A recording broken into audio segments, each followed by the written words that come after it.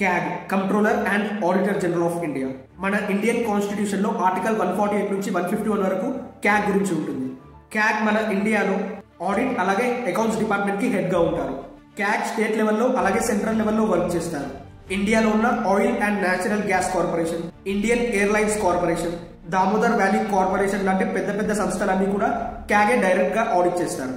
ఇండియాలో ఉన్న ట్యాక్స్ విషయాలు అలాగే ఆడిట్ రిపోర్ట్స్ అన్ని కూడా క్యాగ్ కలెక్ట్ చేసుకుని ప్రెసిడెంట్ ఆఫ్ ఇండియాకి సబ్మిట్ చేస్తారు. ఇండియాలో సుప్రీం కోర్ట్ జడ్జెస్ కి ఎలాంటి స్టేటస్ ఉంటుందో క్యాగ్ కి కూడా అలాంటి స్టేటస్ ఉంటుంది. మన ఇండియన్ కాన్స్టిట్యూషన్ ర్యాంక్స్ లో క్యాగ్ 9th పొజిషన్ లో ఉంటారు. క్యాగ్ ని మనం he's the guardian of public purse అని కూడా పిలుస్తాం. క్యాగ్ ని ఇండియాలో ప్రెసిడెంట్ ఆఫ్ ఇండియా అపాయింట్ చేస్తారు. క్యాగ్ ని తీసేసే పవర్ కూడా ప్రెసిడెంట్ ఆఫ్ ఇండియా దగ్గరనే ఉంటుంది. First controller and auditor general of India V Narahari Rao.